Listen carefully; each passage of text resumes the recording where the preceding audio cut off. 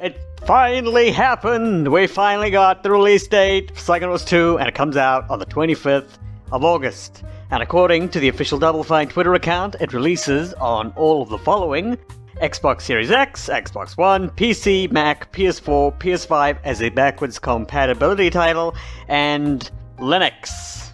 So it turns out that person who sorted the upcoming games on Steam by date and saw Psychonauts sandwiched between games releasing on August 25th was actually right.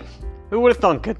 So in light of this amazing trailer's release, I thought I'd go through it semi-briefly and analyze some of the scenes shown. Now, I won't actually be showing the whole trailer. I don't want to incur the wrath of Tim Schafer and the Double Fine legal militia. So instead I've taken 62 screenshots, and I'll be using those to explain what I think might be happening, because in all honesty this is mostly speculative. Despite there being a nice chunk of new footage in this trailer, we still know very little about this game and the plot. Also, I won't necessarily be describing what happens in the trailer like the dialogue, as much as I am observing what I see in the video. Alright, let's get the shit started. Our first shot is of Agent Sasha 9 and Agent Mia Vordello piloting a jet towards the Motherlobe, the headquarters of the Psychonauts, situated within a large titanium quarry. Also on board the jet are Raz, Lily, Coach Oleander, and Truman Zanotto, as we can infer from the ending of the VR game that chronicled the events between the first and the second game, titled In the Rhombus of Ruin. The next shot is nothing fancy, just the jet touching down at the Motherlobe. It's nice to see that the sky still looks weird and the environment still holds that unusual Scott Campbell aesthetic that the series is known for. We are then treated to a look at what I'm assuming is the central main entrance area of the Motherlobe. Raz is slowly descending from somewhere high up above using his levitation ball. There are a couple of neon signs illustrating the different areas accessible within the building. On the left we see the classroom, where Raz and the other interns will most likely receive their lessons from teachers like Hollis Forsyth. I think Lily might also take part in the lessons, but it's unclear at this point. In the middle, there's a big sign indicating the way to the nerve center. This is probably where all the real business gets done, where the Psychonauts monitor world events and keep an eye out for psychic shenanigans to investigate. Unless I'm mistaken, I think there's Lily herself down there, to the right of the actual nerve center sign, maybe waiting for Raz. And lastly, to the right, we have a sign indicating the agents area. That is likely the area where the agents do whatever the hell they need to do. Maybe it has offices, maybe it doesn't. Whatever, I don't know. The carving behind Raz in this next shot reminds me a lot of the first Skyrim trailer. And there's something else really worth mentioning here. Aside from how detailed Raz's new model looks. Very nice looking. Raz then gets accosted by a security camera, or something. This is Psychonauts, so it is almost certainly a psychic security camera. He appears to be in some sort of lab area. The shelves are filled with all sorts of weird crap, like a turtle or a tortoise on the right, which I thought for a second was Mr. Pokelope from the first game, but it ain't. The guy at the bottom of the screen seems to be some sort of professor or researcher, and we get a better look at him, yeah. Nice mouth chin, guy. He has an interesting looking medallion around his neck there, and in the next shot, it is revealed that this is most likely where we will encounter the brain in a jar level we've seen so much of already. Raz shoves that psycho portal on the brain and projects his ass inside. The next picture likely takes place in the mind of Dr. Loboto, evidenced by all the teeth and gums and dental imagery. Raz uses his Psyblast ability to send those teeth to hell. The figments are seen here too, and they look much more vibrant and easier to identify than in the first game. I think we've also seen in previous bits of gameplay that they sort of magnetize themselves towards Raz, so you don't need to jump through them, you just need to get somewhat close to the figments to suck them up. Raz shoves a tooth into one of the gum walls using his Psychic Fist, and then I have absolutely no goddamn idea what is going on here. Raz is in the middle of an ocean on a giant psycho portal and is being attacked by a dragon or a sea serpent or something. As weird as it sounds, I still think this is in Loboto's mind. We saw in the Rhombus of Ruin that the inside of his head it's basically a giant ocean, so I mean, it fits. Who knows though? But now that I'm looking at it, I'm even more confused because it looks like the water Raz is on is floating as well. Man, I have no idea. Anyway, next we get thrown inside Hollis Forsyth's mind again, this time during the day. All previous footage to my knowledge was at night. What's that about? You telling me that mental worlds can have different times of day? That's insane. But what could also be happening here is that the casino/gambling thoughts haven't been introduced yet, so it's primarily focused on Hollis's medical background, and her mind, as a result, has none of the elements of the casino yet. Raz does something to a big sensor here, probably an ability acquired in the Brain in a Jar level, and we get another look at his acrobatic background in action. These next few shots are Raz fighting a creepy judge guy, and I initially thought this might be in Hollis's mind, but the more I look at this, the less sure I am of that. There's a sign with the word bees on it, and some neon writing that I couldn't see the first word of. I like how this guy looks, though. His voice sounds perfect.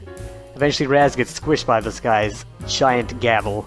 He then runs up a flight of stairs, identical to the stairs leading up to the asylum from the first game. This, of course, still taking place in Loboto's mind. Now this, I'm pretty sure, is from a brain we've never seen or heard of before. And based on absolutely nothing else, aside from the fact that she has an interest in flowers, I'm going to say that this may be Lily's mind. And this shot too. Whatever brain these shots are from, this really impresses me. And it shows just how diverse these mental worlds are going to be in this game. I wonder if we'll be able to actually see inside every intern's mind as well. That'd be pretty cool.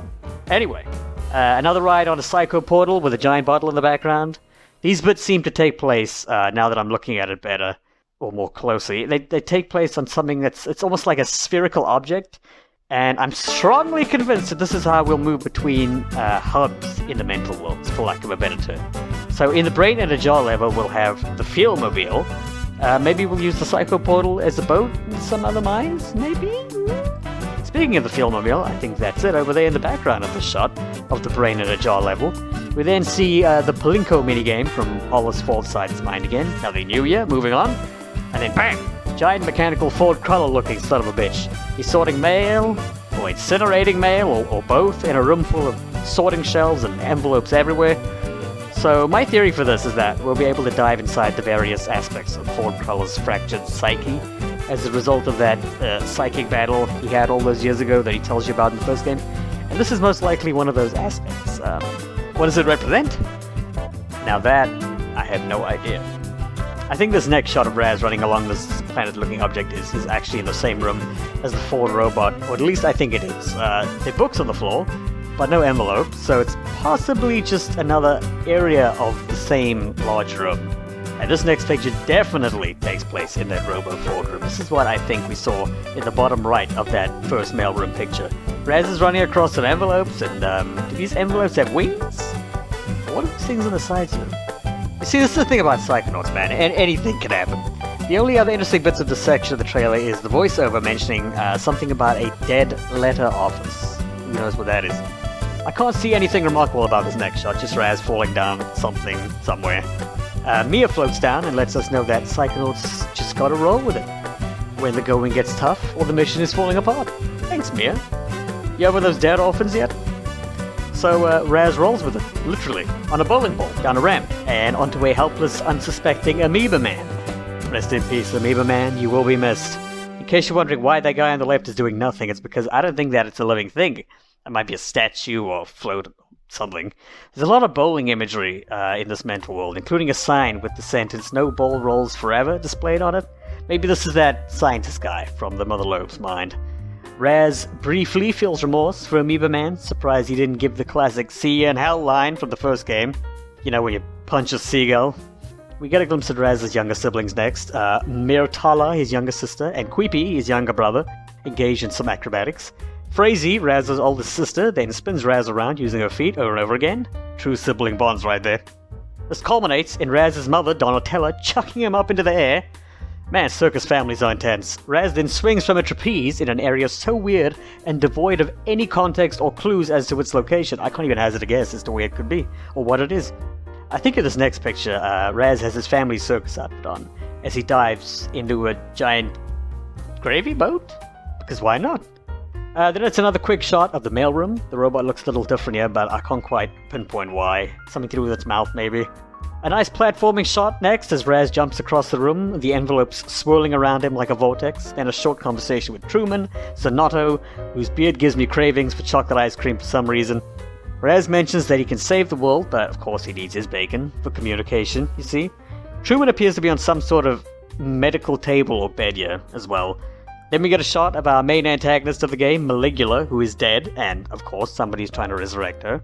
Necromancy is a real good time, folks. A few rapid-fire shots between the brain in a jar level, back to Maligula, back to a platforming section in the brain in a jar level, back to Maligula again. This is all very dramatic. Another shot of the brain in a jar level, and finally, Loboto screams his lungs out as something in front of him, despite there being a clear set of glowing yellow eyes behind him, and then wow! A zoom into the face of Maligula herself. Hot damn. Oh, and then another brain in a jar shot of that eye guy, peeking in on Raz.